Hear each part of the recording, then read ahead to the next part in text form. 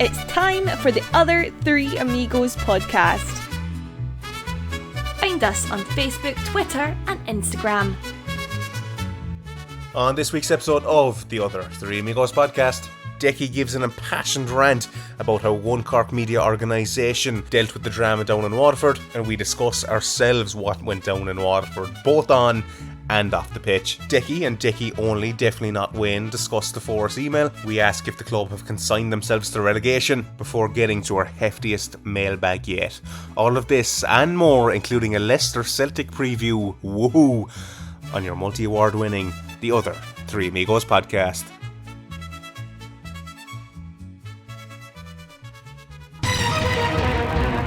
Attention listener, if you believe that you are the victim of myths and misinformation, in this episode of the multi-international winning pod called the Other Three Amigos podcast, also known as TOTAP, then please know you can contact us in confidence 24 hours a day, 7 days a week at pod@totap.ie. Again, that's pod@totap.ie. And now, on with the episode. Take it away, Dan. Welcome to Season 5, Episode 29 episode, and we suspect probably one of the longest ever, 291 of your multi-award winning podcast. Oh my God, what happened there? Throw us a 5-star rating on whatever podcast platform you're listening in on. Dan Casey here, and I'm joined by my other two amigos tonight, Wayne Mullins and Declan McCormack. And to be honest, thank Christ, Carey isn't here, or else the 3-hour pod would become a 24-hour extravaganza. Why not join us on Patreon? Patreon.com/TOTAP. We're doing our best with the time we have to give you a bit of value over there. And it's €5 a month to join. The 955 Live, which was recorded after the loss to Watford, is available now to those very special Patreons and will be kept as Patreon only. So if you want to hear it, pay up. We're not going to have dippers here on TOTAP. Jesus, Dan. Declan McCormack. Oh, how are you?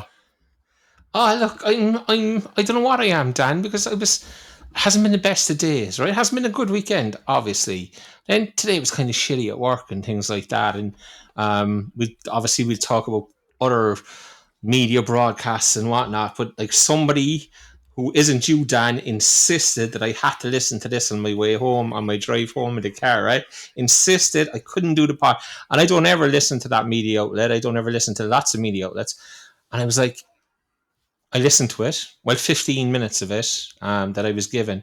And like, I don't know whether I want to laugh at the inaccuracies, cry at the inaccuracies, cry at the standard of journalism in inverted commas. And I swore I wasn't going to two-foot anybody, but I'm talking about 30 seconds. And I really feel like two-footing certain media organisations, but I'll hold off. I'll hold off for another bit.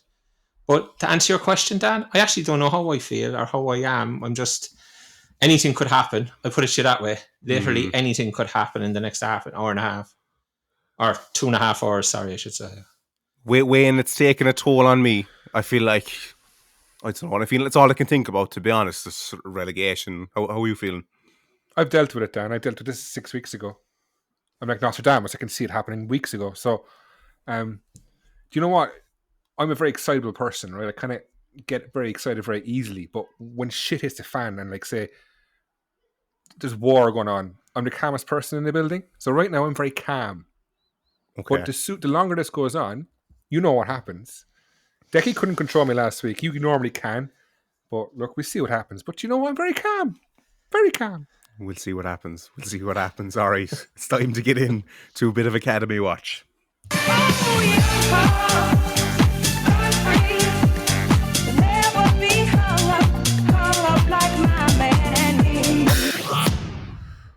It looks like a better week this week for our academy teams. Under 20s beat Sligo Rovers 4-2. The under 17s beat Athlone 3-0. Under 15s drew 2-2 with Athlone Town. And our under 14 team, they beat UCD 2-0 Decky, you're looking to come in here.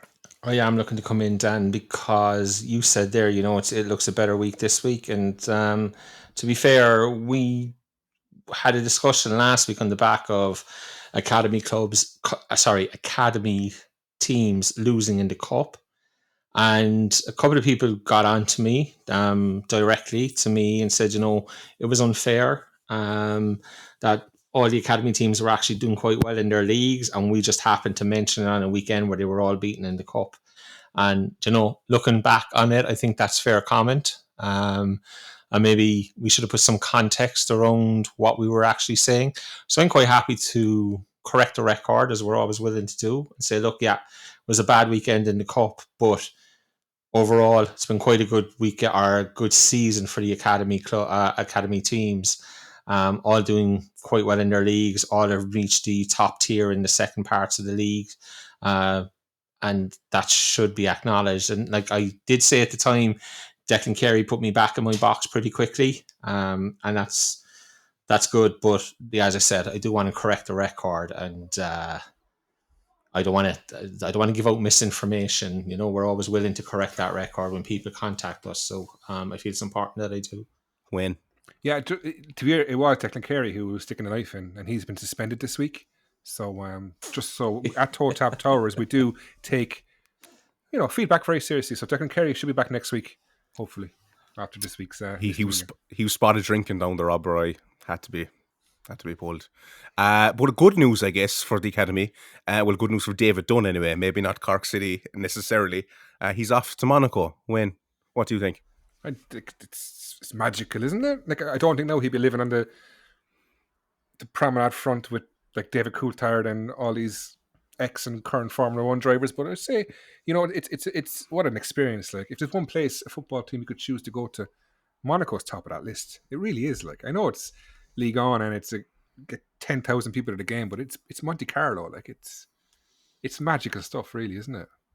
Decky, delighted for him. Absolutely delighted for him, of course. I mean, obviously the club stated that they offered him a professional contract, and I don't know what it is about Monaco that made him turn down his professional contract in Cork and go to Monte Carlo. Can't put my finger on it, but look, whatever it was that motivated his decision, very best of luck to him. Obviously we told people here 6 weeks ago, was it, that this was happening? Maybe more, maybe 2 months ago, I don't know. But look, very best of luck to the lad. Yeah, pity we couldn't tie him down, but sure, look.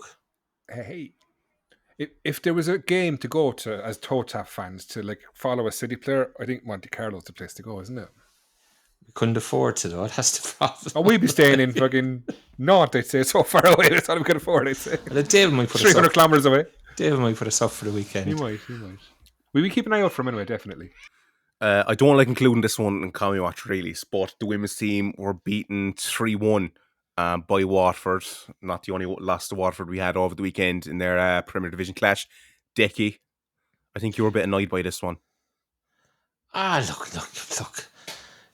What can you say? Like, I mean, we go to Waterford, we lose Friday night, we go to Waterford on Saturday, we lose Saturday night or Saturday afternoon. Waterford hadn't won a league game in 9 games. Their last home league game saw them concede 7. Funnily enough, their men's last league game saw them concede 7 as well. So that was 14 goals they'd conceded between the two teams in their last league games. Between the two games, we scored once. I mean, that might sound pretty harsh and pretty vindictive, but I think if you want an accurate reflection of where this football club finds itself at the moment, I think those 2 games are a massive indicator, to be honest with you. Cork City went ahead. Lovely goal from Fiona Bradley. 4 minutes, 1-0 up. Thinking, right, here we go. Waterford equalised 2 minutes into injury time at the end of the first half, and second half we weren't in the game at all. And look, it's another unfortunate defeat, I guess. Poor defeat.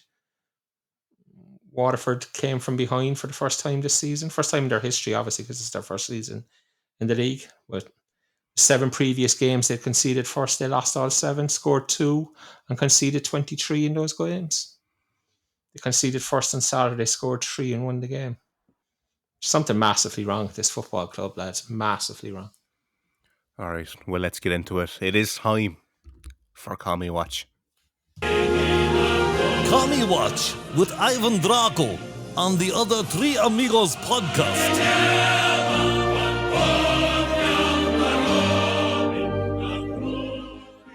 Decky in the intro was talking about going two-footed on certain media organizations, and he was sent a clip before tonight from someone. That certain someone was Wayne.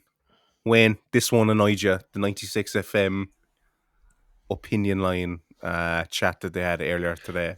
It did, because in my opinion, as a non-journalist person, football fan, they went in two-footed. And I just think it wasn't fair on the club, the fan base. I think there was a lot of inaccuracies there. I just think it was harsh to do that to such a large media organisation in Cork, to a mass of people. I just don't think it was the right thing to do. I do wonder why it was done. It was the first news story of the morning.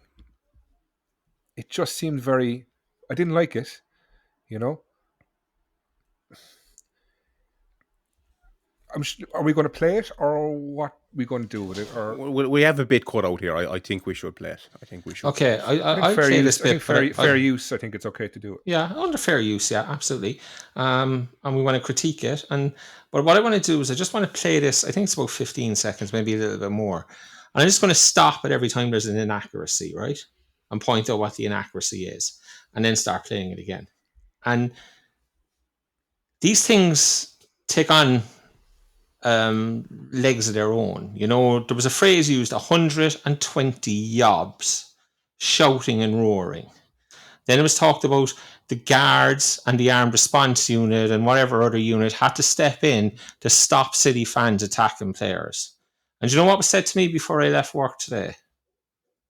I heard it was said in the opinion line this morning that there was 120 City fans tried to attack the players on the pitch. Because that's how things roll. That's how people pick these things up.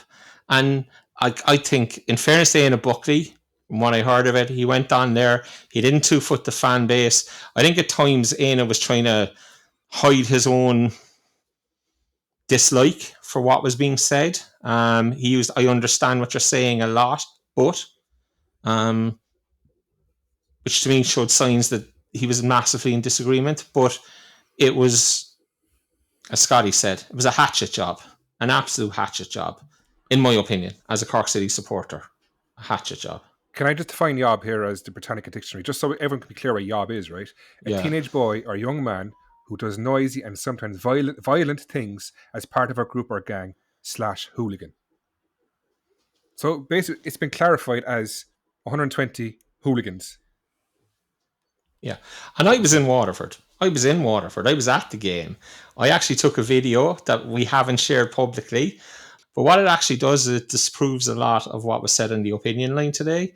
So by the time this podcast comes out, we're going to have emailed that video to 96FM, showing some of the inaccuracies that were spoken about on their podcast, which is the opinion line, but we're calling it a podcast because we've taken it off Spotify and it's the opinion line podcast. And hopefully we're going to request that they set the record straight and, you know, basically on the next opinion line, apologise to the Cork City fan base for the inaccuracies in what was said. Hopefully they will. Don't know whether they will or not, but look, so let's play a little bit here anyway. The match, the players always come over to thank the supporters, and oh my God, it was just fellas trying to get onto the pitch. And I mean, 2 guys did get onto the pitch, and the guards luckily... Okay, 2 guys did get onto the pitch. 4 people got onto the pitch. 4 Cork City fans got onto the pitch. So that's inaccurate. Enough stopped them from attacking the players, and that's what they were going to do. As no doubt about it, they were going to try and get their hands on the players. Okay, the Gardaí stopped them from attacking the players. No doubt about it, that's what they were going to do. They were going to attack the players. The problem now here for 96FM is that my video shows that there's 29 seconds from the time you can see the first person enter the field until you see the Gardaí arrive on the scene. In that 29 seconds, Fiachra Kelleher walks past 2 of the, shall we call them, intruders, walks past him. They don't lay a hand on him. They don't even look at him. They engage Seanie Maguire and other players without laying a hand on them, without touching them, without attacking them. So already know Paul's assertion that if they could have got past the Gardaí, they were definitely going to attack the players. My video just ruins that because it's not what happened. And I said there's 29 seconds between the first person getting on the pitch and the first Gardaí coming into the frame of the video that I have. Let's see what else is said. Right, and then you had members of the public order unit had to come in and step in between them and stop them from getting their hands on the players. It really... Again, public order unit had to come in and stop the intruders onto the pitch getting their hands on the players. My video, which isn't going to be publicly released but will have been sent to 96 FM, shows that's completely inaccurate. Again, 30 seconds between people entering the pitch and the Gardaí showing up. In that 30 seconds, Vicar Kelleher walks past two of them, actually kind of waves them away. They walk past him. They, as I said, want to use the words engage Seanie Maguire. They engage a number of players without ever laying a hand on them physically. You could see people were angry. They were giving out. But there was no threat of violence from the people on the pitch. There was no danger of violence from people on the pitch. And there was no violence from people on the pitch in a time period where if they wished to be violent and wished to attack the players, they could easily have done so. Very easily have done so. So everything that Paul Byrne, who was the journalist involved, has said in this piece is inaccurate, and I will prove that, and we will prove that to 96 FM and to Paul Byrne. And as I said, I hope there will be a big enough media organisation to offer an honest and appreciative apology to the fan base. There was no 120 YOBS. People were angry. It's football. And why a media organisation that has taken no interest in Cork City all season? No interest. We've criticised the Cork media for not taking an interest in what's happening at the club, not asking questions. As Scotty said, why does a media organisation decide to 2-foot the Cork City fan base first thing on a Monday morning on their most listened to programme? When that fan base, that YOBS, as Paul Byrne has described them, a lot of those people have been at every league game this season, home and away. Of the 25 games those people have been at, they've seen 2 victories. And Paul Byrne talks about they were shouting at the players and singing the chant, "You're not fit to wear the jersey." That's not the chant. It's "You're not fit to wear the shirt."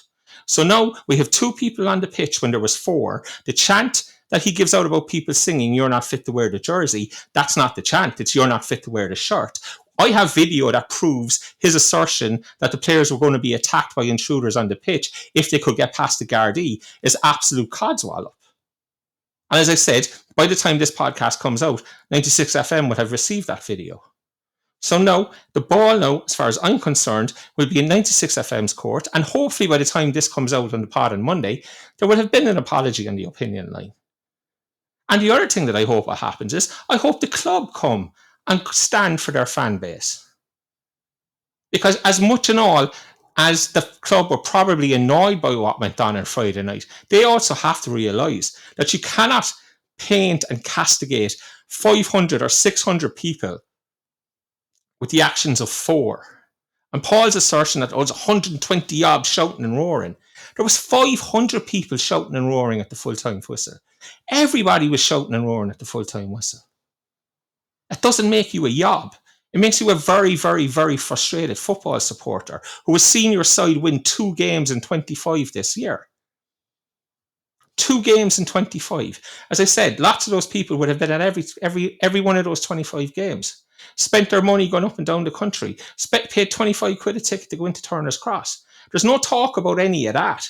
It's just, oh, the poor players. I felt so sorry for them. Sean Maguire looks so sad. Well, what about the sadness in the fan base? What about the people who I spoke to on Saturday? 2 different people contacted me on Saturday and said, I can't leave the house. I don't want to leave the house. I'm destroyed. I'm broken. You know? I came home Friday night. I got home for about 12:30, I think. It was after 3 o'clock before I went to bed. Because you just can't. All this shit is running through your head. What's happening in my club? Why is it happening? Why is it us? And it wrecks your head. It gets inside you and it eats away at your brain. Like, nobody talks about that. It's like, oh, the GA fans wouldn't do this. There's plenty of stuff online of GA fans fighting the petrol stations. There was somebody badly burnt at the Limerick Cork game by a flare. There wasn't an opinion line on that stuff. There's plenty of violence on GA pitches week in, week out. Nobody wants to talk about that. But 500 people in Waterford, 600 people sing You're Not Fit. Okay, there was maybe 150 or so sang You're Not Fit to Wear the Shirt. That's a subjective, opinionated song. I don't like it. I don't sing it. But am I going to tell people that they can't sing it? Absolutely not. But like, can we not get some level of discourse here? And this is journalism. This is journalism in Cork. And this is why we're so popular. This is why this podcast is so popular. Because there's no competition for what we do. 96 FM are in every 96 are in every press conference week in, week out. They haven't asked a decent question all year. They haven't. Where's the opinion line on how the club is being run? Get fans' opinions on that. No, because, kushti. Maybe, allegedly, who knows? But let's get our fucking heads together here. Why does a local media outlet decide on the first thing on a Monday morning on its most popular programme, it's going to 2-foot the local football club's fan base? What drives that decision? Why is it always, it wouldn't happen in rugby? Why do we always want to beat down in the soccer? Why do we always want to beat down in the working man's game? It doesn't happen in rugby because rugby is a white-collar game unless you're in Limerick, And it doesn't happen in rugby because there isn't a passion, there isn't a rivalry. Like, I keep saying it, football is us against you, our place against your place. We were in Waterford on Friday night and they were mocking the shit out of us. That's hard to take. And then whether you believe the players tried or you believe they didn't try, whether you believe the club has been ran well or been run poorly, it doesn't matter. This is football. It gets into your head.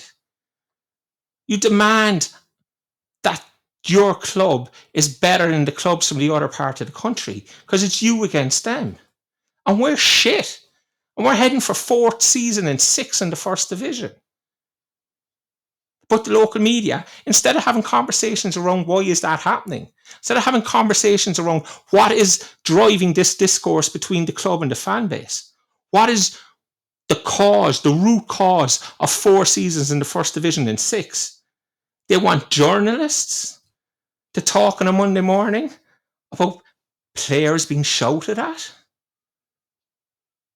I felt so sorry for the players. They were being shouted and roared at. This is professional football, for fuck's sake. Like, get a grip here. And this is why nobody respects the likes of 96 FM. Nobody respects the Echo, respects the Examiner, respects Red FM. That's why football people in this city don't have any time for them. Because this is the kind of crap they come out with. And like, we still talk about in the Echo, his role in the Tommy Nobob stuff that time and how the Echo reported the protests and all that stuff. That's never been forgotten by the Cork City fan base. And this is another morning that will never be forgotten by the Cork City fan base. I know that may not bother 96 FM that much. It may not bother Paul Byrne that much. But where's the little bit of respect? Like, journalism is about finding the truth. What Paul Byrne said there wasn't the truth. We can disprove it. We will disprove it to 96 FM. So, like, this is some rant now. I don't even know how long I'm going on. Like, but there are standards. Like, we talk about standards on the pitch, standards at the club. Where are the media standards? And let's not forget, my last point, let's not forget, we were banned from press conferences and everything else for not living up to the journalistic standards that the club expected us to live to. No, 96 FM this morning went on with a whole pile of journalistic inaccuracies. Are they going to suffer the same fate that TOTAP suffered? Let's see. Ball's in your court, Cork City. When? Fair play, Decky. Like, the only inaccuracy I would say, but you've made there is the 600 fans that were there. I personally think that slated the whole fan base of what we have these days, 2,000-3,000, and the 7,000-8,000 that have been in the past somewhere along with us. I think it's slated so much of this club. I just think it's unacceptable. I couldn't believe it when I heard it. I told you, I listened to it 3 times today, and a 4th time now, and it actually upsets me that, like, I getting texts today of this story. And I was like, lads, this is way blown out of proportion.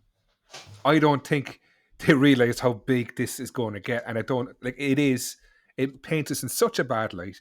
It paints us all as yobs. It paints us as scumbags. Yobs is a hooligan. That's what it's defined as. Am I a hooligan? No, I'm not. Yeah, but fans should not be going on the pitch. We all agree on that, right? But you have to understand, football is a passion. It's a tribal game. I grew up supporting this club. I didn't go up supporting Manchester United or Liverpool. I was a Cork City fan since I was a kid.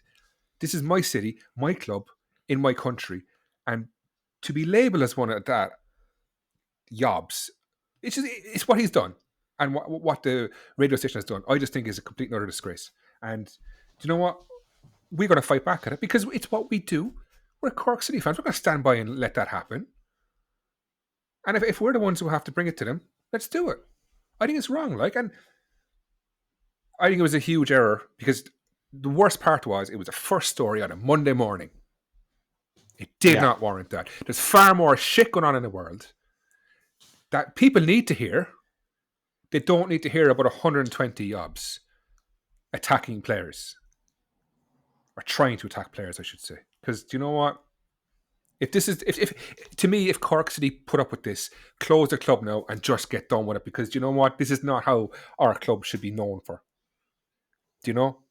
It's the League of Ireland. This isn't sort of Curva in Verona or Milan. You know what I mean? This is not. I'm actually getting upset now. I am getting upset over it because it really does. It really did boil my piss this morning. And you know what? It's very easy for me to annoy me. I get that, but I never get upset over something like that. And it actually did really upset me. Decky. Can I just say and Scotty's hit something there that I meant to say as well. We absolutely condemn the actions of the people who went on the pitch. It has no place in football. Nobody should be on the pitch. Nobody should be in the dressing room, and nobody should be on a team bus. There's 3 places in football that are absolutely sacrosanct. The dressing room, the team bus, and the playing surface, the playing area. You do not enter the playing area. Nobody will stand by and say it was okay, it was acceptable in this circumstance or that circumstance. It's unacceptable. Those people will get bans from the club, and they will just have to take them on the chin and accept them. Right? So before anybody says that, you're condoning it, absolutely not. Absolutely condemn out of hand the actions of the people who ended up on the pitch. 100%. Not even for discussion. There's no mixing the words here. TOTAP, as an organisation, 100% condemns the actions of the supporters who went on the pitch. When? I condone the actions of going onto the pitch. Onto the pitch, yes. Yeah. Onto the pitch. Clear that. Yeah. Well, Wayne, what do you think? If you were a parent out there listening to that this morning, like, you'd never bring your child to Cork City match, you know what I mean? In my opinion, it's done huge damage. This is my opinion. I think it's like, there's people like are going to hear that and go, you know what I mean? Is it like the Den? Like, do you know? It's like Beirut. No offense to Millwall fans, like, but this is Beirut. Like, it's like there was 120. Like, the way it came across to me was 120 yobs trying to get to the players. Like, come on, there's a way of phrasing something. There's a way of portraying something, and that is not it. It's your own city. It's your own club. What are you doing? I know. Surely there's a rule you have. Don't turn on your fan base. Don't turn on your people. Like, Dan, you know? All right, we're going to move on from that one.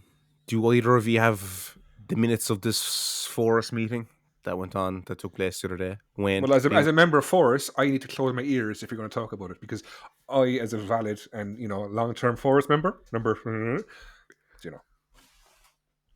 I'm not a Forest member. I'm quite happy to talk about any subject, Dan, to be honest with you. I'll just close my ears, lads. La la la la la la la la. Lava chicken. And this is why I left Forest. And in my leaving, this is exactly I told the lads, I have to leave because there's going to come a time in the podcast where I have to be able to speak about Forest stuff. And me being a Forest member will preclude that. So I think everybody understands that and everybody knows that. Look, Dermot with Scotty's in stitches here, though. I don't even know what he's laughing at. Dermot Usher is the owner of the Cork City Football Club. I've left the room, lads, just so you know. I've left the room, okay? So Dermot Usher met with Forest. Now, I don't have the full email because I'm not a Forest member. Lots of people have sent me different snippets because it's pretty clear that Dermot's talking about this podcast, right? So let's just get that on the record. Even though we're not mentioned, allegedly. I think it's pretty clear. Pretty clear. Allegedly, yeah. It might be some other outlet, but I'm kind of assuming it's TOTAP, right? So Dermot Usher said there have been misinformation in the public domain contributing to this environment. No, sorry. I believe this environment was the environment of him coming under pressure from the fan base or getting abuse, as he described it. He said that despite what has been said, the club never said the club has to be self-sustainable, meaning that it has to cover all its own costs, but that it does have to be sustainable, meaning that it covers a significant amount. Okay, so now this is obviously me because I've done the self-sustain stuff. Dermot's saying he never said self-sustainable and that has to cover all its own costs. It just has to cover a significant amount. Now, I don't know, and I don't want to get into stuff again with the club, and I really don't have any desire to do it. But that to me is semantics. It really is semantics. It's a nonsense distinction to make, in my honest opinion. Absolute nonsense.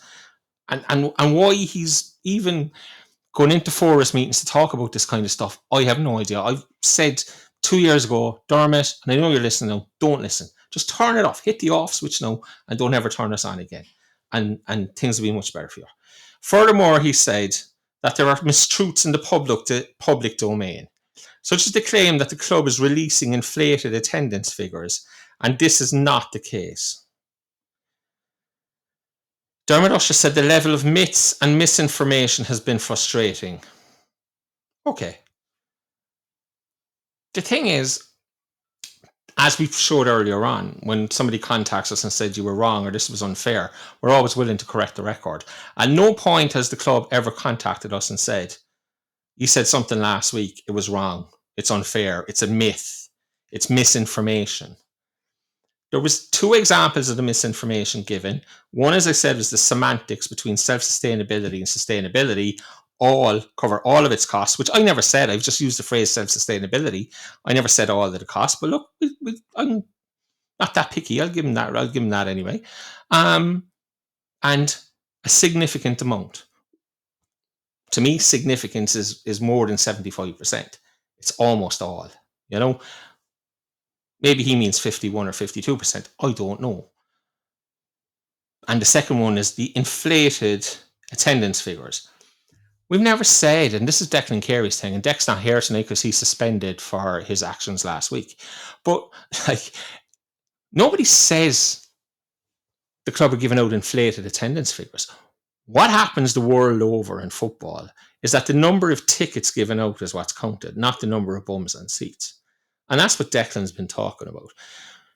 Season ticket holders don't show up, but they get counted. Corporate tickets are given out, they don't show up, they get counted because the tickets are gone out. Declan believes that's what's happening. He believes that because he's a chairman who did exactly that. You know? So I bow to Dec's knowledge on that. Quite happy to stand over what Dec says. There was stuff about people in privileged positions. If TOTAP's in a privileged position, I presume privileged position, as people educated me, because I was struggling to understand it, is that we are privileged that Cork City supporters tune into us, and therefore we have a certain amount of influence, shall we say, over the fan base. And that, we're abusing that privilege, and we're basically, I think, launches some kind of a campaign against Dermot and the club and whatnot. And this has been picked up by random Twitter accounts. One very random Twitter account has kind of run with it since. And I'm not even going to give that account, the name of it out, basically because I can't remember what it is. I'm not trying to I genuinely can't remember. But like, if we're in a privileged position, it's because we've worked damn hard to put ourselves in it. Huge amount of hours, huge amount of content, and we've been right an awful lot. And I've no problem saying that. The other thing about it is, the club cut all communications with us. We didn't cut communication with the club. You know, we ran the Colin Healy story. Boom, we were gone. Prior to that, we did a podcast with Dermot, and I don't know if this has ever been said or not, but I just say it now anyway, because Dermot came in and said he only wanted positivity from the podcast. And we, all three of us who were there at the time, myself, Wade and Damien, all being in different parts of the city because it was online, all straight away went, no. The tone will depend on what's happening on the pitch, what's happening off the pitch. And Dermot's answer to that was, well, I'll start my own podcast, so. And we all went, yeah, perfect. Best of luck with it. No problem whatsoever. Now, it took nearly 10 months for that podcast to start. But that's the position we were in. Now, can you imagine if we had taken on that positivity-only mantra now? You know? We wouldn't be here. TOTAP wouldn't be here if we had entered into this agreement with the club. So we've always been independent. We've always said what's on our mind. And now that has this discourse that we're attacking Dermot Usher, we're attacking the club, we're ruining everything. We're the cause of all this discourse between the club and the fan base. That's hugely insulting to the fan base, in my opinion. Because they think that the fan base have to be influenced by us and they can't see things for themselves, or they wouldn't be protesting. We've never told anybody to protest. I defend anybody's right to protest, but we've never organised a protest. We've never encouraged people to protest. In fact, only 2 weeks ago, I encouraged people to ensure that they didn't interfere with Dermot Usher, that they didn't approach him, that they didn't abuse him personally or his family in any way, shape or form. All that was ignored in the whole Forest thing. And it was, you know, people of privilege abusing their positions. I say that's nonsense. And I've no problem saying it. And the last thing I'll say on it is, we met the club, myself and Eileen Ring met the club maybe 4 months ago now, back towards the start of the season. We met a, club representative. It was very cordial, very nice. We had an honest, straight up conversation. And the club wanted to have a second meeting where we would turn up and they would bring their PR advisor. And the PR advisor for the club's PR company would let us know what the red lines were for this podcast. And to be fair, before I could open my mouth, Eileen Ring said, absolutely not. I'm not asking the lads to go down that road so that Las Damas can have access or do interviews inside the ground. And I said, lads, forget about it, because there's absolutely no way I can take that back to TOTAP Towers and get out alive. But this was the club's position, that we would meet a second time with I can give you the name of the company, but I won't. People know who it is. With their PR company. And that PR company would give us the red lines for this podcast. And then Las Damas could have access to players and could do interviews in the ground, the rest of it. Absolutely not. This is, and always has been, about control. Can you control us? Can you control other elements of things? And no is the answer. And if Dermot wants to go running to Forest, and I can't emphasize this enough, I have no issue with Dermot Usher as such. It's just he does these silly things, and I think people who read this and the reaction online was like, stop, just forget about it. This is a battle you're not winning. Right? If there's misinformation coming out of this podcast, contact us and we will correct the record. Don't contact us through your PR people. Contact us from the club, right? We're not entering into negotiations that are dependent on PR companies setting red lines for what we can and cannot say in this podcast. It's never happening, right? And I beg them, there's too much time and nonsense been wasted thinking about what we say and do. For fuck's sake, look at the state of the football club. In my opinion, where the very least, we shouldn't even be a consideration, because nobody should be listening to us. It's a fans podcast for the fans. But here we are in a discussion with Forrest. This is what comes out in the Forrest minutes. People in privileged positions abusing their power. Misinformation. Semantics. Like, come on. It's unwinnable. It's genuinely unwinnable. Like, and I use the word unwinnable. There's nothing to win. We all want the same thing. The best outcome here is still the one that Dermot Usher gets this right and turns out to be a brilliant owner for the next 10 years. That's the best outcome. But to do that, he has to correct the stuff that the errors. And this is a huge error that he's making. And just that he's so focused on what we do and what we say. And that now is driving discourse and silly Twitter accounts. And like, I'm not linking them to Dermot in any way, shape, or form. I'm just saying people have picked up on what he was said. And it's just like, I don't know what more to say. It's like, I don't want an all-out war. I've no interest in having a war. I'm not engaging in a war. But it feels like the club want to have some kind of a standoff. They've had some kind of a standoff since the day Colin Healy was sacked. Sorry, not sacked, I should say. They've had a standoff since the day Colin Healy left. And as I said earlier on, are they going to apply the standards that they applied to us, to a real journalistic organisation, no 96 FM? I'll have a hell of a lot of money on the fact that they won't, Dan. A hell of a lot of money. But look, let's get the PR lads to draw up the red lines and see what happens. C'est la vie. We're TOTAP. We're not changing. Wayne, you allowed comment on any of that? We have changed. Since Series 1 and 2, we've changed massively. Like, since Colin Healy sat us down that day, he told us this. They weren't lines. It was an education session. Yeah. And we learned a hell of a lot. And that's why we've got so much respect for Colin Healy. Because you know what? He looked at us in the eyes, scared me, but looked at us and said, lads, this is what my belief on this. And we went, you know what, Colin, you're actually right. Like, and since then it's evolved into less piss take. Less, it's not as harsh as the first series. Jesus, it was, you know, there was a lot of lines drawn there, I think, over the line. But I think since then, we're literally 3-4 lads, plus an ego, Declan Carey's ego, you know, in a pub, having a chat. That's all we're doing. None of this is agenda driven. None of this is like, we don't sit here planning, oh, this is what we're going to do. Like these red lines from the PR company, this is the first I've heard of it. I knew the meeting happened. I knew what was kind of said, but I never knew about these red lines. Because there's no point in me coming back. But this is what I'm trying to say. You. Like we don't sit here messaging, oh, this. We just talk like we're in a pub. Yeah. And take out a few things that we think, oh, can't say that, in case someone came out of Jackson are listening to us, you know? So I don't know. Look, I just think there's no war. We don't care. We're more obsessed with trying to figure out how we're going to cope next season in Division 1. Do you know? But we will challenge people who do wrong. And as the first part of the episode, I think, in my opinion, my journalistic integrity opinion, that it went way over the line. And look, if they don't think it is, that's up to them. But look, let the people decide. Well, we do know they're listening, as I presume they've taken heed in some sort of a way anyway.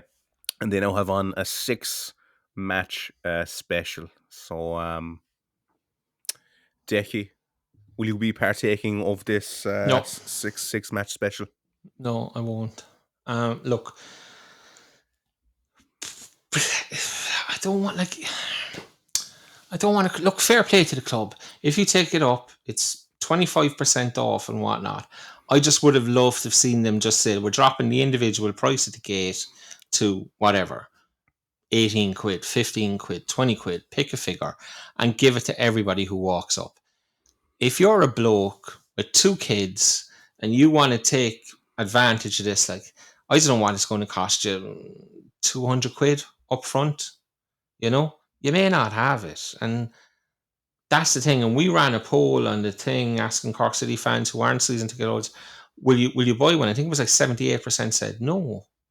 So I think that's a fair indication of the thought process in the fan base. Look, 100% fair play to the club for the offer. I just think, and especially after the Waterford game, I think the chances of the offer being taken up are pretty minimal at this stage, I'm afraid.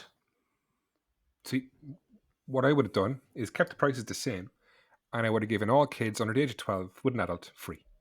So if the kids want to go, they got to drag the adult. That's what, there's numbers, there's this, there's that, but there's also a situation where you want to get kids into the game. Free kids under the age of 12 with an adult, obviously, because, you have to. And I would have gone under 18s a tenner. Keep adult prices 25, because if I bring in 2 kids, they're still getting a €25. That's the way I would have done it. And look, fair play, they're doing something. You have to credit the club too in areas that to do well, and I credit them for doing that. It's just, at TOTAP, there's always something better you can do. Look, if you don't know that by now after 5 years, look, this is as good as a compliment you're going to get. The Celtic game, Wayne, I'm sure you were buzzing about that. Did you watch it? I watched. I didn't go. And this is nothing to do with Cork City. I just didn't fancy going to a game full of Celtic fans and listening to the TV as well. The songs they're singing, all that kind of stuff. It's just not my thing at my age. One of my first ever City games was Celtic in Musgrave Park back in 1991, I think it was. We beat them 2-1. Great day. I was 9, 10. I just didn't really fancy this kind of game. If we were top of the league having a laugh, I would have gone out there and sing songs, have a good time, but it's just not my thing. But that's nothing to do with Cork City. That's just a Celtic thing. Not really into that, supporting foreign teams, I suppose. Oh, careful. Not into supporting other teams outside of Ireland. I don't know how do I phrase that without getting lynched? Anyway, you know what I mean. Is this to do with Cork City though? I mean, Greg. No. Honestly, not to do with City at all. It's just not my thing. What it does when we're playing them though. I mean, Greg Bolger plays 45 minutes and then looks like his legs are gone against Watford. Milan and Beng, where's he gone now after playing that Celtic game? He was limping off, to be fair. I did see him limping at the end. So I think it's plenty to do with City. Declan McCormick, did you get a chance to watch this and what did you make of it? No, haven't seen a second of it. Oh, I said last week I wanted. Oh, I get to do a match for me. Nice. No, not for me. Dan, were you there? Not for me. I was there. I'm very straight down the middle. When I decide on something like that, that's it. Like, I'm not watching it at home. I'm not doing anything with it. Not just to give out for the sake. No, it's not. It was terrible. It was boring. I'd say if you were on the piss from Glasgow, I'd say you had a great time heading into town. It was amazing for kids though, to be fair. There's a lot of kids are Celtic fans. I saw interviews with Blair did, and there was kids from Arklow and Wicklow, and there was a few Scottish over. For them it's great, like, because to them Celtic, it's the Irish heritage, 1888, the brothers and stuff, and not to mention Hibs are the first Irish team. But anyway, look, that's a different story. But I do think it was good for the kids, and look, they get to see stars. To them, it's a shame Adamita didn't play. Who did they get to see? McGregor, come on. When you're that age, it doesn't matter. Like, you see McGregor, like, to them, they saw the fella in the green and white shirt. That's the worst. And of course, there's nothing wrong with the friendly. It's just a shame that we fucking had to play in it, because in such a strong, like, if we were top of the league, it wouldn't have mattered. It really wouldn't. But it was mad that Kenny Cunningham was all over Marek Dykesteel, like, and I thought he played well. He turned it on into match. Like, I think he did. Just do it on a wet and windy night in the RSC. Like, well, Dykesteel lost the ball Sunny night, I should say, 3 times, and he was. But he was in the position. He was our biggest attacking threat, to be fair. And Murray's goal was class. It really was. I don't know. It was a terrible atmosphere. Not to get too bogged down in it, but it was one of the boring games of football I've ever seen in my life. But yeah, it's a day for the kids, to be fair. It is. And but the funny thing is that we're pricing kids out of the games. Yeah, this is a kind of event that will bring them. This shows how many kids were at the game and on the pitch at the end of the Jesus, game. That was amazing for them. We need to be doing that with Cork City, because eventually old fogies like us are going to be too old and too miserable to go into these games. And the more people like us who are miserable, right now Cork City need the young kids who are excited. They really do. Get them in, change the atmosphere, focus on them for a couple of years, and let's see how we go. I guess a link to Scottish football again. Daniels scores on his debut for Kilmarnock. But Wayne Mullins, where are our signings? Yeah, there's no more, surely. You'd imagine there's no more. There was one rumour during the week. Someone on the forum said Sadler was signing. I think we have a question about that in the mailbag, do we? Do we? Oh, we hold it for the mailbag, will we? Attention. But yeah, to be honest, I think a lot of these players probably know. There's no point in signing a player for 3 months and releasing him if we get relegated. And I think monetary wise, if you sign them for 2 or 3 years and earn huge money in the first division. So I completely understand that we're probably going to put a halt on that unless we beat Sligo. Do you Like, think bring that, all these players in, bring in Warman and Kravchuk, and it's like fucking panic stations again. But I understand if the club don't want to spend money on players now. I completely get it. Look, do you think they've consigned themselves to relegation? The club know themselves we're gone. I think in a business sense, yes, because we're not going to get much attendance next year at a high price. So I think you can't be signing players on $1,500, $2,000 a week. And there's no point getting them in for 3 months. And again, if we beat Sligo, it's back on. Well, not back on, but there's hope again. Slides in the door. I think we need to focus now on next season and just build a team over 2 or 3 years and just start again. Look, do you know what? Do a different. If we do the same we're doing now, and we go up and we come down again, people are getting pissed off. Start something different. Have a clean slate, new ideas, a new projection for the future. Build youth, and let's just try something different and go for it. Decky, where are they? I kind of agree with Wayne. I think, I'm not sure I'd be bringing any more in. Like, where are they? I don't know. I think, and look, what's going to happen is, and it's happened online since Friday night. Oh, who's going to join the club when they see that reaction from the fan base? And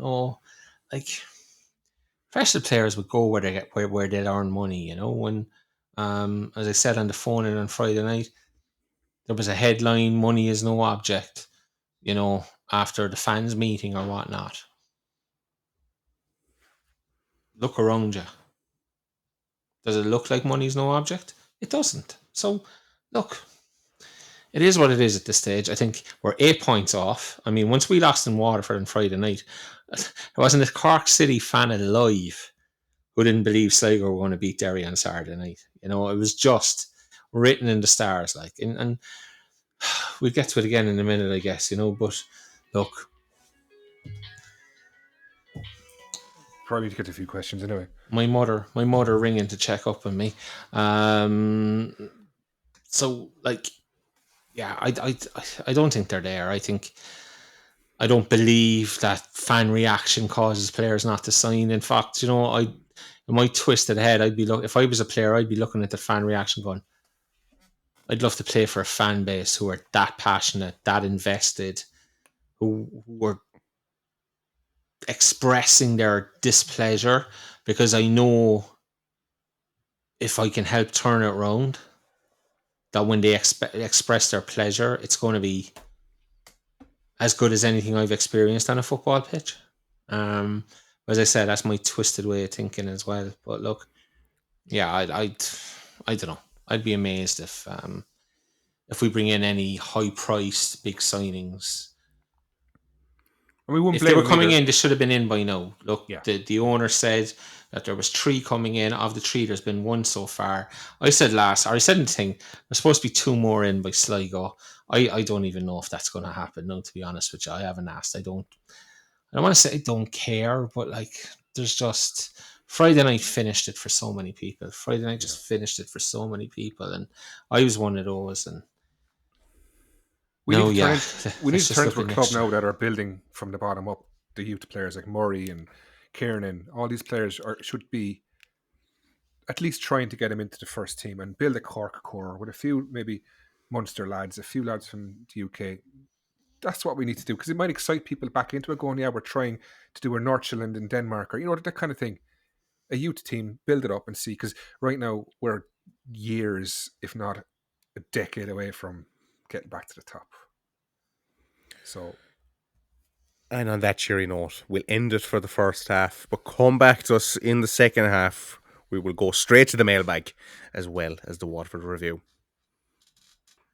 Welcome back to part 2, TOTAPper. It is now time for Mbeng's bag. Jesus Christ. You think during the break, like we had the break and everything, it's going to be ready. Like, Mbeng's bag, no, is... He has got the looks, he has got the style, he is a bowler at the back. He has got a big bag, and it is magnifique. It's Mbeng's bag, baby. Can we ask listeners to give us a new idea for a mailbag, and we get Santa to create some wacky intro? Because I think the Mbeng bag is kind of... Yeah. It's ran its course. It's either broken or it's run away. One of the two. All right. Patreon questions. Kieran Johnson says, I am absolutely fuming after us listening to 96 FM. Paul Byrne, what an utter disgrace. God forbid people show some passion. A small minority went too far, but to call 120 YOBS, I'm not effing having that. Just think agreeing what the lad said earlier. And then Colm O'Malan also says, hi lads, do you think that is us finished with signings for the season? Is that big LOI name and the other promised player off the cards? No. And I think that's probably already been answered as well. Yeah. Pat Hooban was my Glentoran. Yeah, it's no, I think about kind of going, I was a bit mad thinking that, but this kind of shit does mad stuff to your brain. It really does, doesn't it? All right, well, we're going to go on to the X questions here. Billy Dorney asks, what players will be retained once we go down? In my mind, Shawnee's gone to Galway. He'd be wasted completely down in muck where we're going. I'd keep Keats, Kitson, he says, SM and Evan, dump the rest. And I'd bring back Key and C if Cove don't gain promotion. 14-day return option, referring to newbies. We're only in July. Like, this is fucking madness, like. Just in terms of the context. It's not, though. No, but what I mean is, it's madness in the context of the season. We haven't finished the July window yet, and lads are sending in questions about what players we'll keep in the first division next February. Do you know? This time last season, Keats and Maguire came in. They did. This year, we're looking for Keane Coleman, Keane Barry, and Barry Coffey. Stop. Look, I mean, what? Like, what? This like, is what I'm saying. This is what happened. What's the point, like? What's the point? Okay, next season you have to build, right? You get 5 youth players in, right? You get 5 old stagers like the Bulger, maybe not him, but someone like him, and you get 5 lads who are experienced but middle-aged, like the Bargreys, like the Coffees, that proven to get us up.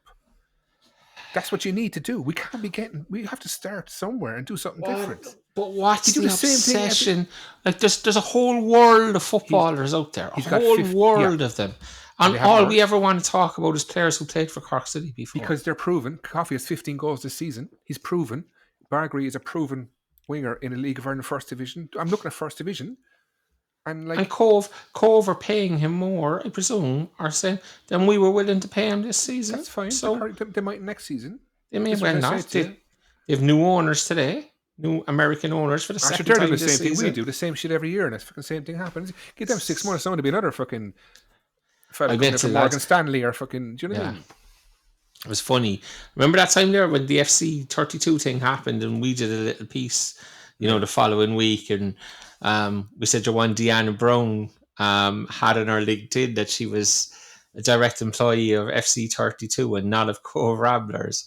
And I don't think we ever followed it up, but like she changed her LinkedIn 3 days later to working for Cove Ramblers, and there she is in the wind. There she is in the wind now, Look, best of luck to Cove for the rest of the season. Nothing against the lads. As I said, there's a big wide world of footballers out there. Yes, and we did it and they failed. We keep getting these players in the UK and it's failing. You get a few that are diamonds and are rough. Benny Couto, I would say. Who else? Losing names here. Kit Nelson's done very well. Nelson. Nelson's like they're on the Dan Murray, Danny Murphy role, but you get the other ones in, and it's like you're shitting. Like unless you scout them thoroughly, which costs money. I don't know. Like I think you got to get a Cork base. I know the players aren't there. Fair enough. But come here. We can't do the same thing every fucking year because this is 4 times in 6 years. I keep saying every year I can't do it. I am not doing 7 and. I know, but whatever it is, 5 and 8. This time last year, we were talking about we had a 6-month run-in to prepare for Premier Division football. And we made an absolute bollocks of it. Like we did, let's call a spade a spade. We now, in most people's eyes, have a 6-month run-in to prepare for First Division football. Like, it's just absurd. It's absolutely absurd that we know we're relegated before the fucking July window closes. Have you ever heard the debate of it? Billy Dorney also says, lads, without ye, our voice for all things CCFC, including our ladies, I'd be totally gone. I'd be gone totally a month ago.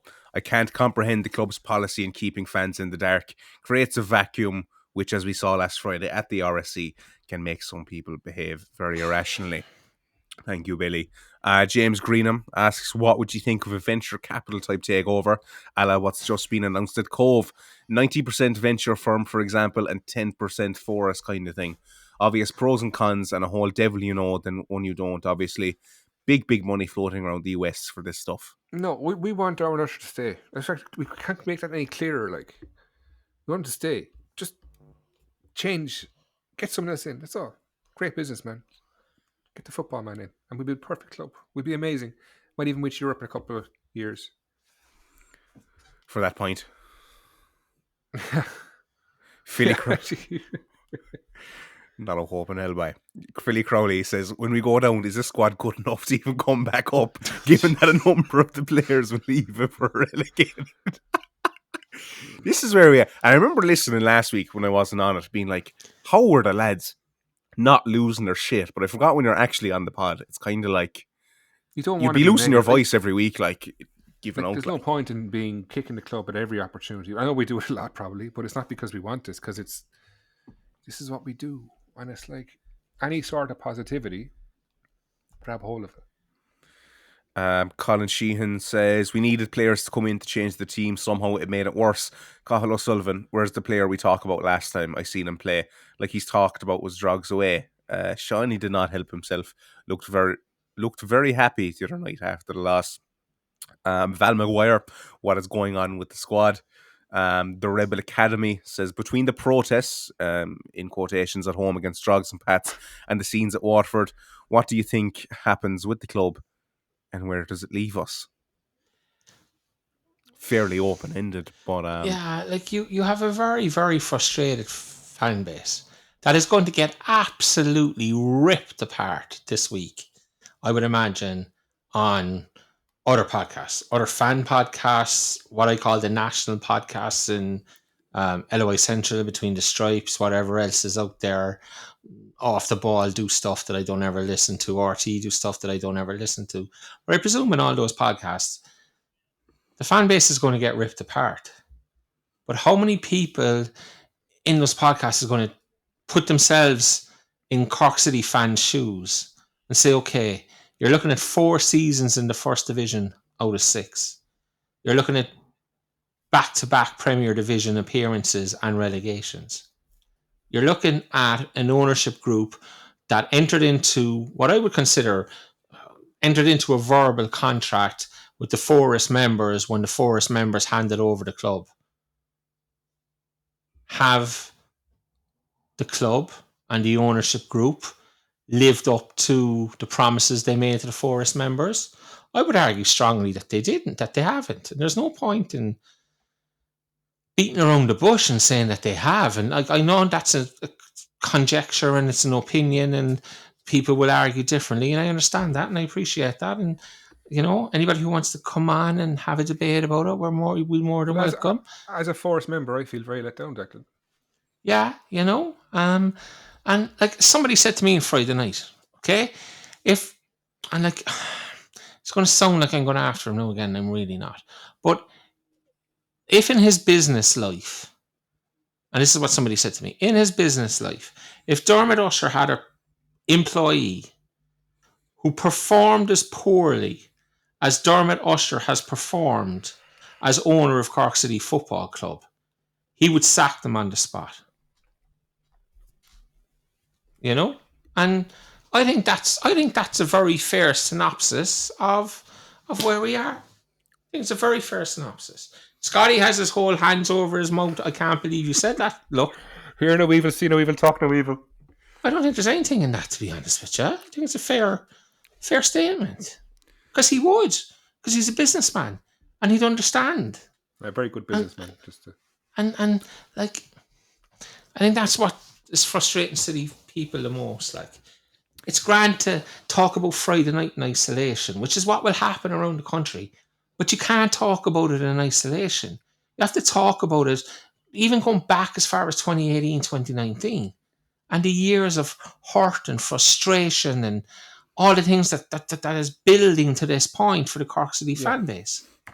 Do you know? You can't look at it in isolation. It's a 6-7 year journey at this stage. And it's another journey next year that puts us back in the first division again. Do not look at things in isolation, please. Yeah, you have to clarify that because this shit started a lot long before Dermot Usher joined the club. Absolutely, 100%. And you can 100%. check forum posts back in 2017 and people were, myself and Declan were calling it out, like, didn't even know each other then, 2016. This has been happening for the best part of a decade. Okay. Declan Hamill says, are there positives to find for the next few games in these stats, or should we just plan for weekends away in Tralee now? And there's a few stats from the Watford game. We had more possession, 51.2%. We had 20 shots to their 15. They had 2 shots on goal. We had 4. Total crosses for us was 20. They had 16. And yeah. The club needs support. Like, everyone should still get to the games, but you see why they won't. Yeah, we'll just get packing for Tralee. Sean Oak's great pub, and then one of the best pubs in the country, Sean Oak's Tralee, and then the Blasket's probably a good shout after. But can I just say, Dan, sorry, no, and we haven't kind of touched on the Waterford game and whatnot, like, but I want to make this point. I should have maybe made it an hour ago on the 96 FM point, but the fans were magnificent. Like, Dermot Usher asked for support. He asked the fans to back the team.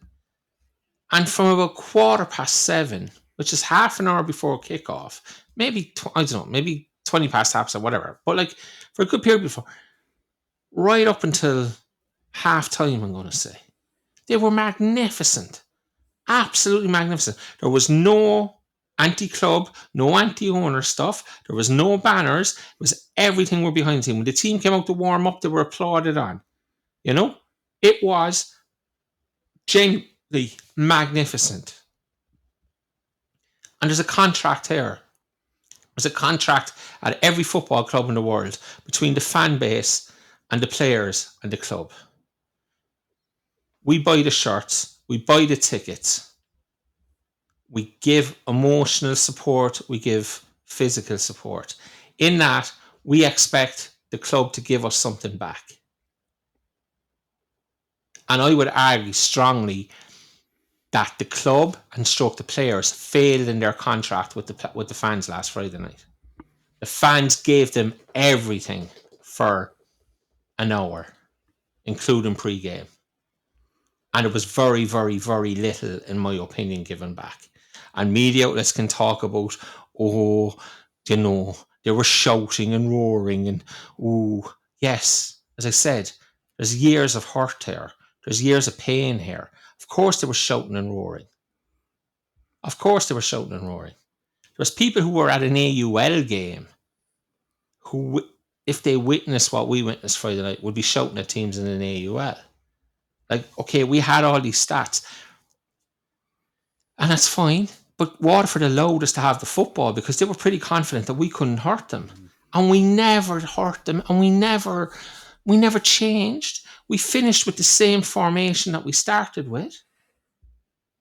When we needed 2 goals, Shawnee wasn't having a good game. I'm not going to sit here and say he was. But you need to score 2 goals. You take him off after 64 minutes. Like, what are we doing? Waterford were high, especially second half. They were so high all second half. Every single ball went into Malek Dykesteel's feet. Scotty, what's Malek Dykesteel's biggest asset? Speed. His speed. Could we knock one over the top, turn them, and get Malek running onto it and chasing after it? Yep. No, we fucking couldn't. Everything had to go into his feet. That's coaching. The first goal is coaching. 5 minutes earlier, the first goal nearly happened. Like, it's okay to kick it long. It's okay to try pin them in their half for a little bit and play the percentages and play the game in their half. We do not have footballers who can play this tiki-taka Pep Guardiola bullshit, knock it out from the back. We just can't do it. But fuck it yet, here we are doing it. And we give up a goal and we beat ourselves. Again, we beat, like Waterford conceded 7 in Derry, Dan. We could see on Friday night, they're shit. They're fucking woeful. They had 2 shots on target. Both of them ended up in the back of the net. One is a press. No, it's a good finish from Glenfield, but like, I saw people saying that Evan was fouled. I'm not really having that. I think you need to be stronger there. But the ball should never be played into him in the first place. You know? But that's coaching. That's what we're doing in Bishopstown. For fuck's sake, not get long, turn them, pin them, play the percentages, play up the pitch, avoid the danger. Not once in the second half, when Waterford were basically defending on the halfway line, do we say, Malik, you go in behind and we're going to start knocking balls over the top and turn their back four and see what happens. No, everything was played into his feet. And look, he did well. Some of the time he did well. He beat the fullback. But look, as I've always said, his final ball was terrible. His shooting is terrible. But play to your player's strengths. Leave him run. Give him the speed option. Turn them. Play the percentages. No, because our manager hasn't a notion. And God forgive me, we're 9 games. I can't even remember how many he's here. When Ger Nash was appointed, we were 3 points clear of Sligo Rovers. 3 points clear with them we were. We're now 8 points behind them. Fuck. Yeah. You know? Never thought of it like that. Yeah, that's pretty damning. What are we doing? And I'm sure he's a lovely lad and everything else, but it's too late. No, you might as well keep him now and give him a crack at the first division. But the fan base are never going to have him. They're just never going to have him now. And it's hugely unfortunate for him. Massively unfortunate for him. But again, I'll go back to the point. The fan base gave them everything. The fairest question is, did the players in the club give everything back to the fan base? And everybody can decide that for themselves. I know what my answer is anyway.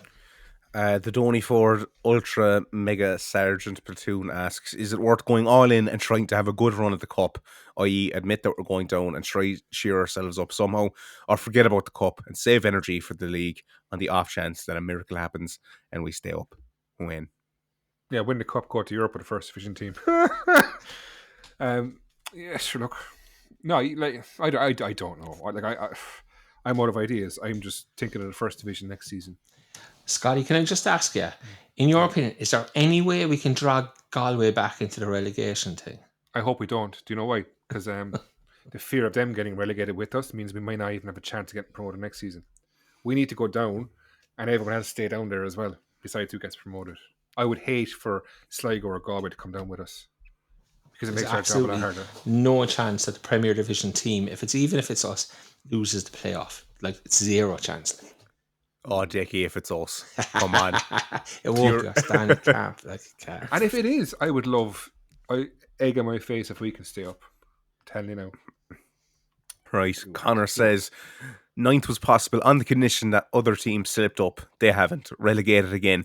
And it's more than football. Players and staff come and go, but the fans are now facing a 3rd relegation in 5 years, and it genuinely damages your mental health. Every week hurts me to watch it. The only way we can stay up is if the players realise nothing to lose now. Go out and have a bit of fun. Never know. Might win a game. Might win another game. That's the only way. Remember years ago, Scott, when Stephen Kenny was in charge of Shamrock Rovers? Yeah. And the story goes that the players locked him out of the dressing room and just took control of the things themselves. Ireland, France, Trapattoni era, same thing happened. Any value in that happening in Bishopstown? I think that's highly disrespectful of the manager and everyone, but they could just, after this, they could just all go, all right, nothing to lose. That's the only hope I have. I haven't got hope in tactical changes or players suddenly becoming bigger and stronger. The only hope is, have fun. Go there and enjoy yourself. Put on a show for the lads. Put on a show for the city. See what happens. Ryan says, this decade in the Premier Division, we have won 2 away games out of 39, a period that spans several managers, dozens of players, and 2 ownerships. What would you put our dismal away farm down to? Lack of ability. Simple, really. Not being smart. I blame the fans, of course. Yeah, yeah, could be the YOBS in the stand that go week in, week out to support the players and support the team. But, no, I just think it's... Listen, the Waterford commentators, when you watch back the game, they said it. They lost 7. They conceded 7 in Derry. Lost the game 7-2. And their attitude was, well, we're delighted it's Cork City we're playing because we know we'd probably win and get back on the bike again. Mad. it's like, and they were at it the same on Saturday in the women's game. Great weekend. Sure, we knew we'd beat Cork City twice. We were fairly confident we'd do it. You know, it's handy games at the right time. That's how opposing teams view us now, Dan. We're handy fucking games for teams. Imagine going 7-2, losing away in Derry in 7-2, and being absolutely confident going onto the pitch in your next game that you're going to win. Because you have a handy one against Cork City. That's what we've become. Were you CG? And that's why the fan base is upset. I didn't know whether we were going to give this gobshite the credence or not. But anyway, James Sheridan. I wonder if the lads in that podcast even support the club, or if they're just farming for clout from fans who never kicked the ball in their lives. Stirring shit and disguised as insight. It's less about football now. It's less about football and more about feeding egos now. Oh yeah, sure. That's all reason. I've only gone to over 1,000 games in my Cork City life because I just want to feed my ego. Thanks for listening, James. Justin, James, Jim, what's his name? James Sheridan. Well, James Sheridan brackets, like we all know it's someone else probably. But, look, everyone's entitled to their opinion. And look, I do love criticism too. Not everyone's going to like us. Don't have to listen. But yeah, take it on board. Connor asks... Oh, hang on. There's another fella who wants to talk. Dick, he was looking to come in. No, just very quickly. I mean, I don't know who James is. If he is James, I was sent something he tweeted on Saturday, and I went in and I looked and he had 0 followers. And then somebody else sent me something he tweeted on Sunday, and I went in, he was after gaining a follower. And by the end of Sunday night, he gained 2 followers. So he was up to 2 followers at that stage. It mysteriously appeared over the weekend. Lots of people sent it to me saying, I think this is such a person, it's this person, it's that person. I don't know. And like, who cares? Genuinely, I say this a lot. I just don't care in the slightest. Like, you know, he's putting out the persona that he's a dub. He uses use a lot. It's almost like he's overemphasizing how much of a dub he is, like, you know, trying too hard to be a dub. But look, keep listening, keep saying your opinions. Yeah. We appreciate the numbers. We appreciate the numbers. In the park, like, you know? And he's welcome to give his thoughts. I'm sure he'll let us know his thoughts on Wednesday after the pod comes out, you know. Just make sure you tweet off the right account wherever you are, because if you tweet off the wrong one, someone will catch you. Someone will catch you. Connor says, can we turn the pod into a WWE or GA one for the foreseeable future? No. Dara Cotter says, do you think the 8-point gap is completely unretrievable at this point? Stop. I do, because look at how much better Sligo have gotten. Like we said this a while back, that Sligo had this habit of identifying good players in the July window, getting them in early. John, listen, I'm blue in the face from saying it. Someday, somebody will go up to Sligo, give John Russell a decent budget, get him out of Sligo, take him into a decent-sized club with a decent budget, and John Russell will win trophies and do good things in this game. I think he's an incredible eye for a player and a very, very good coach. As I look back now, and I never mention it at the time, never thought of it at the time, but when Tim went, we probably should have went and taken John Russell out of Sligo and weakened them in the same, just giving them whatever it would have cost to come down here, weaken them. Who knows how it would have went. But anyway, I think it's insurmountable because McManus was brilliant the other night in midfield against Derry on loan from Bowes. Absolutely brilliant in midfield the other night for them. And we don't have players. They have better players than us. They have a better manager. They have better coaches. They're set up better. They're tactically more adept. They're just simply better than us at this stage. So unfortunately, I haven't felt it all year, but I feel it now that's like... It's a miracle kind of time for us. If we do, it would go down in folklore if we came back from this. Big time. It's of course it's still possible. No, you never give up, but like we're supporting City long enough now to understand that, like, it's not going to happen. Unfortunately, Big Mo is living in Sligo at the moment. Big momentum. Oh. I was like, who's Mo? I was like, can we get him? Can we we get him down here. The corner bag. Have we reached the point now where Usher doesn't spend money in the remaining days? I think we've already probably got to that one. Totally get it too. Totally understand it. Ian Crowley, other than our merch success, do you have a positive from Usher's era?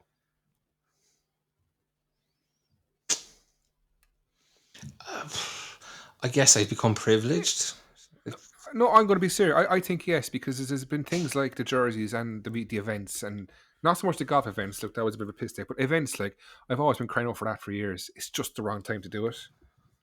During when we were winning leagues, like it would have been great to have these events out and stuff. So I think off the field, in business sense, yes, there has been. Again, it's a simple fix. Get some football in. Keep doing your good business off the field when it comes to that. BM Farrell says, hi, in the era of anti-Usher sentiment, can a discussion be had around Forest and their near destruction of the club in 2020? Hemmings and then Usher saved the club? No? Question mark. I guess some fans are too close to Forest to see fault, but surely let's talk about their role in this too. Now, Wayne, you did reply to this comment. I did, because I was always very anti-Forest for a long time. And I kind of just, I kind of thought it was a piss take first. I don't know. But that's a whole episode. And you need to get Forest people on to discuss it, because we have views on it. But I don't think you could do it in a 5-minute chat. Like, maybe it's something we do need to look at as a Patreon episode of the golden years, as we with inverted commas, do you know? Dan, I think you can do it in 5 minutes. My opinion on it would be, I think everybody connected with Forest would recognise the fact that Forest drove the club into the ground in terms of, and I've already upset a lot of people now using that phrase, but yes, we won trophies, but we were financially unstable, shall we say. And it was difficult, but that question or the person there is correct. Yes, Hemmings and then Usher did save the club. There's no doubt about that, and Dermot will always be given credit for that. But you can't hang your hat on, like, Forest won trophies, they won a double, they did all those things brilliantly. But at the end of the day, you know, they ended up being relegated. And if Deck was here, he'd say, but we won the division. Yes, he did. But we weren't able to sustain ourselves as a Premier Division club under Forest. And that rests with Forest, not with anybody else, you know. And that's not a criticism. It's just the way it was. But there was situations in Forest that how do I put it? Like, should have been recognised earlier, I think. Myself, Scotty, other people, I won't mention their names because they may or may not want their names mentioned. And at the time, there was no podcast. The forum was the only place you could try and highlight these things. Jesus, we spent months and months and months trying to highlight how figures weren't right, where's the money coming from, how can this be right, how can that be? And we were doomers, and we were this, and we were that, and eventually, unfortunately, what we were saying and what we predicted more or less came true. You know, that's on Forest. That was on the Forest membership at the time. You know, I don't think there's any getting away from that, and I don't think Forest or its members would try to get away from it or would deny it. You know, they've tried to restructure and bring in new rules to ensure it doesn't happen again and things like that. And look, I think there's some good people there now. Absolutely. There's always been good people. Yeah, there has. Like, yeah. At any time, even when things went badly, there was good people there. It was just the good people didn't have power to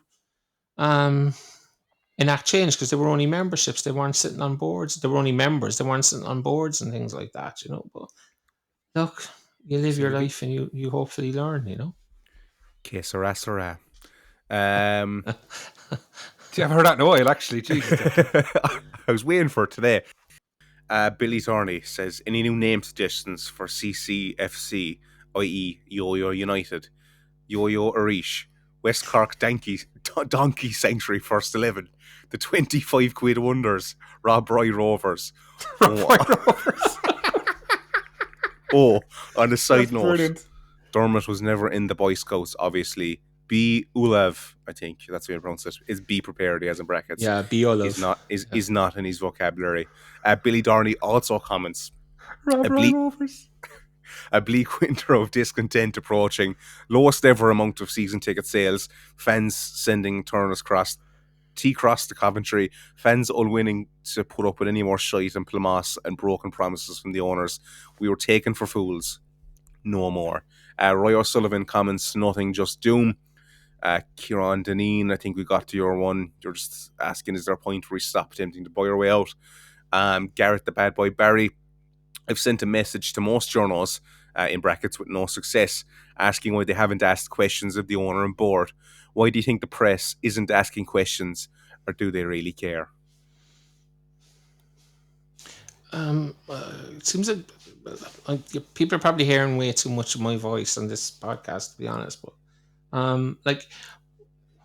we actually tried to kickstart this conversation last week. People who listen to LOI Central may have heard the week before, Dan MacDonald, who everybody has a lot of respect for, said that, in conversation, that one of the reasons they don't get a lot of Cork City questions is because they all come into this podcast, which, to be fair, I think is probably a fair enough observation.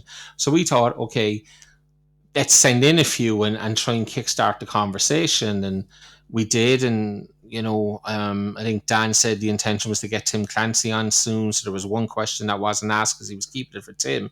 So that's fair enough. But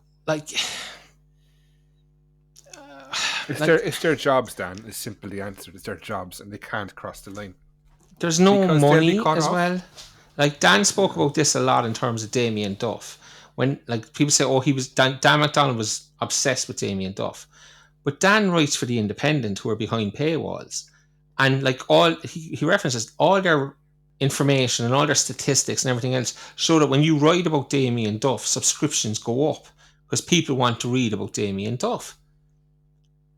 I don't think any people, say, reading the Irish Times or the Independent or that, really want to spend much time reading about Cork City or their owner and what would be seen in Dublin as internal Cork battles between the fan base and the ownership, or this podcast and the ownership, which is completely inaccurate, but that's the kind of line that's out there. And I also do think, and Dan openly disagreed with me on the podcast and the rest of that, they don't give a shit about us, and it's easier to go to St. Pat's or Bohemians or whatever because it doesn't cost any money. There's a cost to, say, the Independent sending Dan down to Cork, or the Mirror sending one of their journalists, or the Star down to, sending down one of their journalists. And when you're not down here and you only come down once every so often, yeah, there'd probably be a good lash down for the Sligo game because that's definitely last chance saloon. The concentration will be on the Sligo game. There might be a couple of questions around.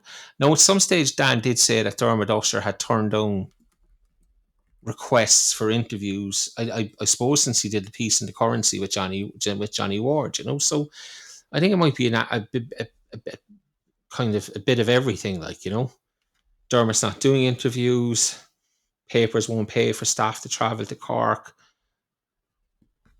There's no money in covering Cork City in terms of subscriptions and things like that. And as Scotty said, they're all working journalists. They have to turn numbers and they have to turn readership figures. And I'm not sure in the bigger markets in Dublin and that the people really want to read about Cork City.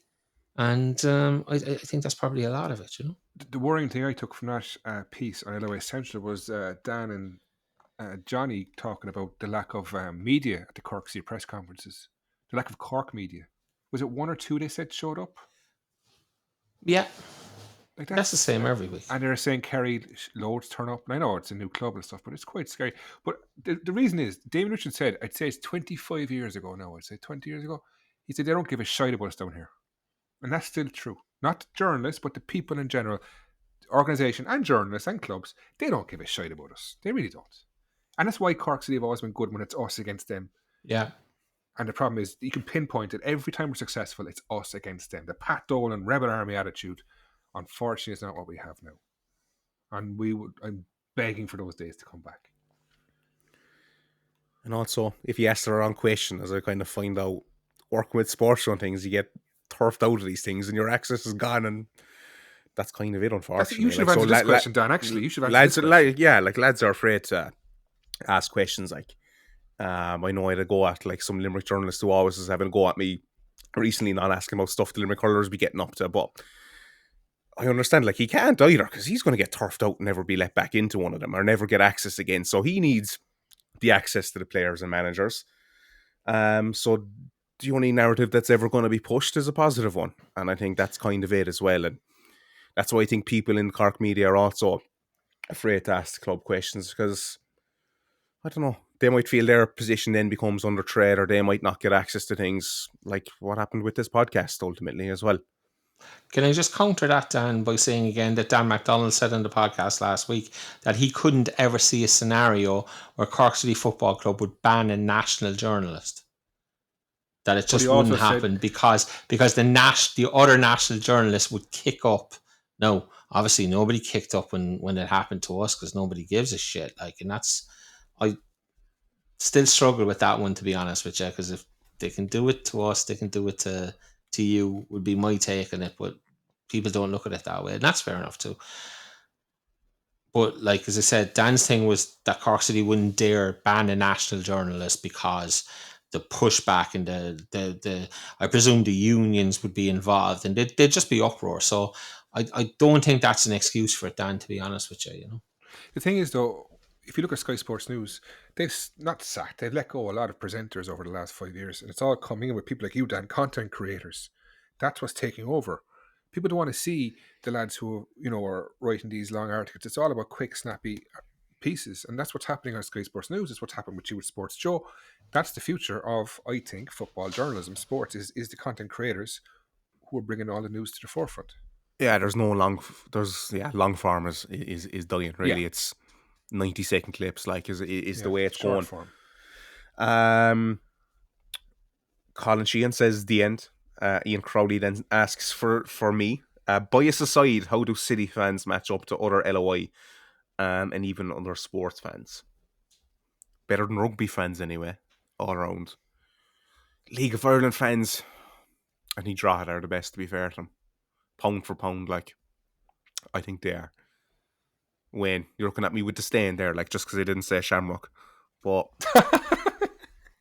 Bose, you're out in the field, like, yeah, they're nice as well. Fantana, like, Bose, as much as they're kind of wallopers here and there, they're nice enough in person as well. Like, out in Tala, you'd kind of want to have your wits about you when you're doing the interviews. Shels fans are fairly alright. They're young as well, like, they're new fans too, like, so yeah. In terms of League of Ireland, we're grand. We're very sheepish as well. We're very hard to get on camera. Nobody wants to talk to you when you're out doing these vox pops or anything like that. You will struggle to get a Cork City fan on. We're a bit embarrassed what we do, aren't we? A little bit. It's shameful. I think it's because we're so good looking, we don't want the rest of the country to be jealous, you know.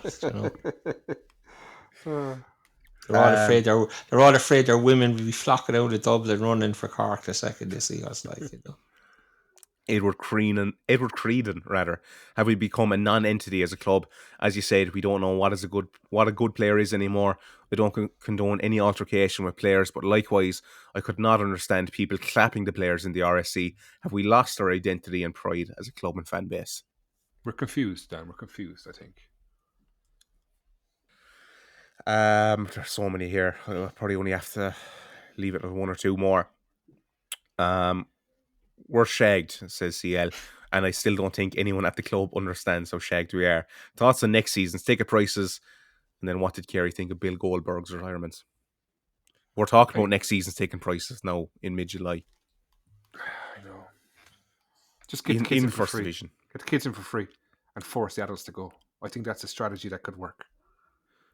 Just tonight, PJ Coogan, can we play Madness Embarrassment of the Tannoy before the Any positive questions? No, sure. What's there to be positive about? Somebody with something. In fairness, we should point out that Waterford playing I Predict a Riot on Friday night as City walked over is just next level. Right, after the Watford game, just so we can get people's opinions across directly after we put up on our Twitter. Give us your thoughts on that. Eileen says pain. Dave Crowley says minutes in the tank for Leicester Celtic. Wayne says a very sad situation. Pat says soul Did I say destroying. that, did I? You did. That was very calm and collected, wasn't it? Sure, always calm and collected, Wayne. Jesus. Dave Crowley says manager is out of his depth. Billy Dorney says waiting for the excuses. Too hot, I suppose. New players not fit. Ref all against us. Very unlucky and other such shite. Not acceptable in the fucking story.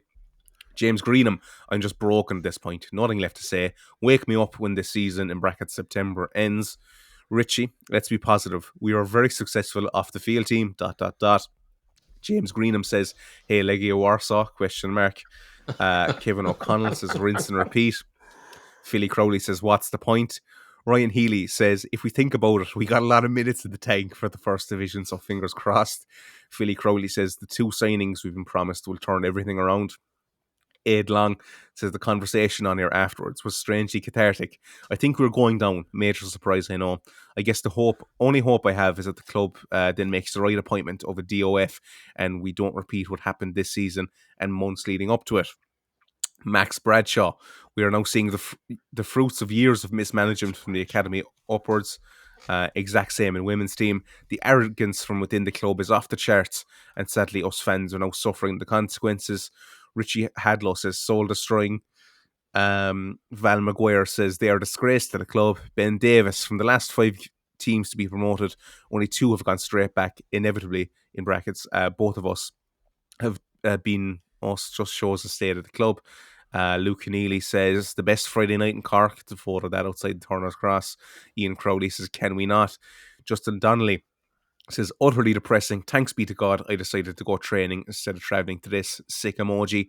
Adrian O'Brien, when do we say enough is enough?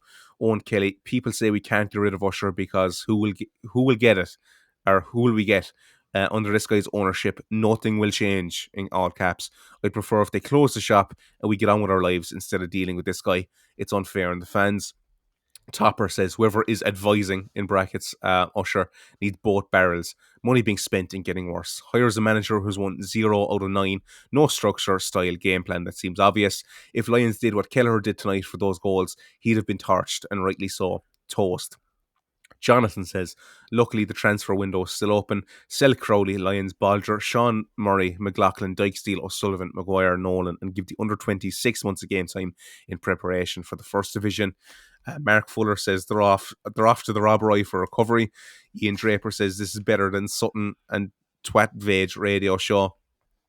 Shane Brown says Kelleher fought for 2 goals. First one is crazy, passing to midfield.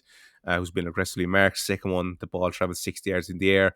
Trevor McCarthy, painful to watch. You try to build a positive attitude, support the lads in the run-up, but Christ, supporting this team is actually bad for your mental health. CCFC should come with a health warning. Yeah, look, it goes on and on, to be fair. Can I just say, Max Bradshaw, what a fantastic name. Sounds like a number 9 we need. From England. Yeah. Fantastic name.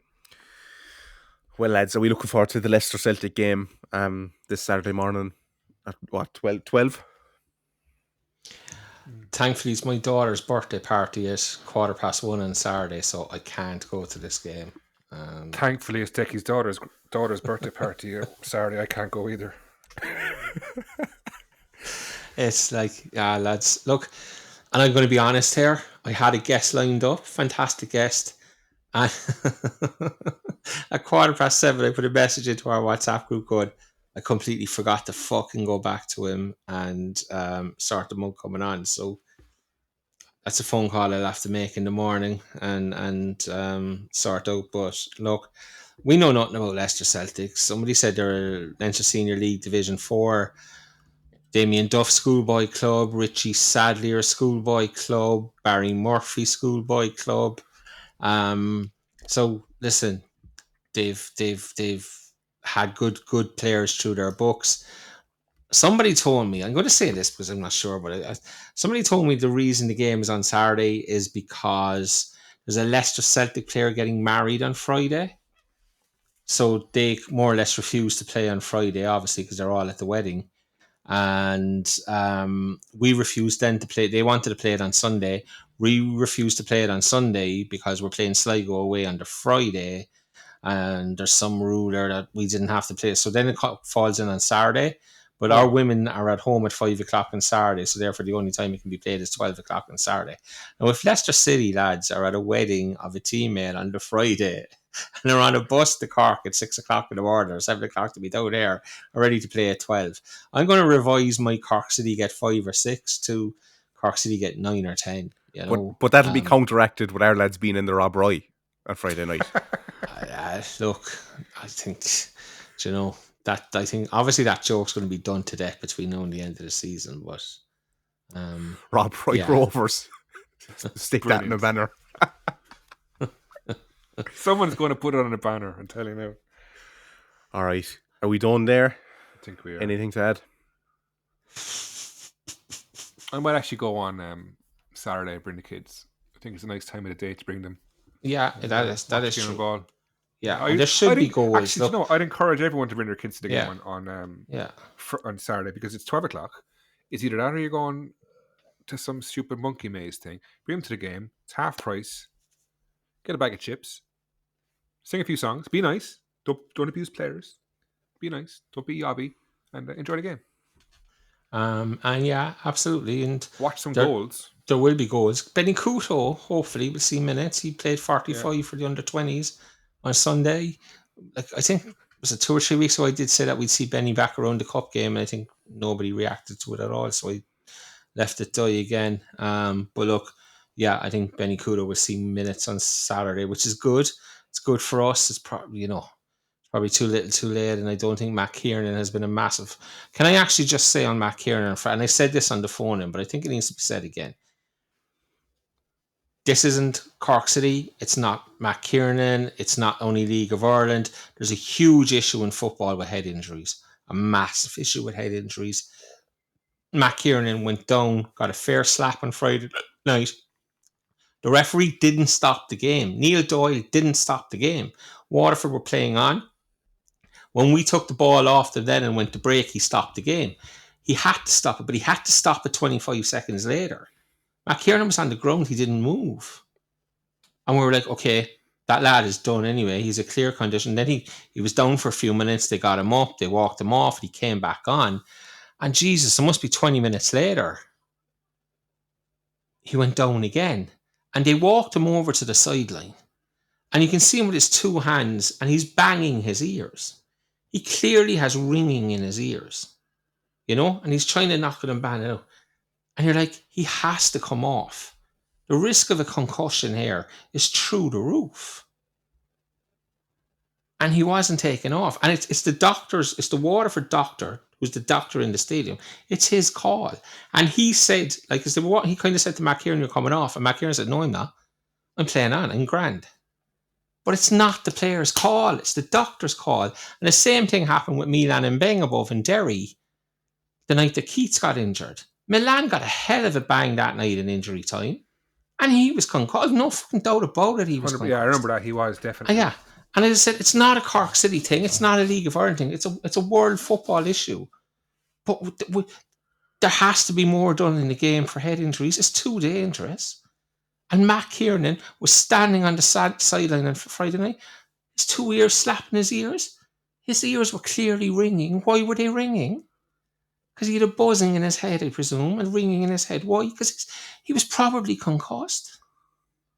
And as I said, it falls on the doctor in Waterford to make that decision. And he's even given out about doctors now, and he's saying the doctors weren't correct. But Jesus Christ, as I said, he's only a young kid. He's only a lad.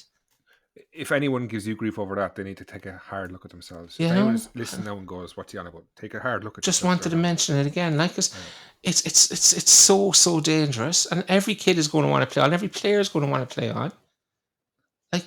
There was people at the club had issues with what happened with Milan and Beng and Derry. They had genuine issues and felt that the Derry doctor should have stepped in and acted, and he didn't. And what was kind of said was, if it was in Turner's Cross, there is no way our doctor would have left Milan and Beng back on that pitch. And I guarantee you, if Friday night was in Turner's Cross, our doc wouldn't have left Matt Kiernan back on the pitch. Yeah. No chance, in my opinion.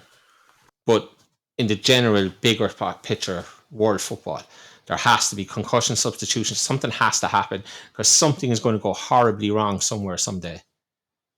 And it's going to be too late then. And I just hope it's not in this league it happens, you know. Anyway. Well said. All right. Well said. Is it time to say adios? Adios, amigos. Up Cork in the All-Ireland.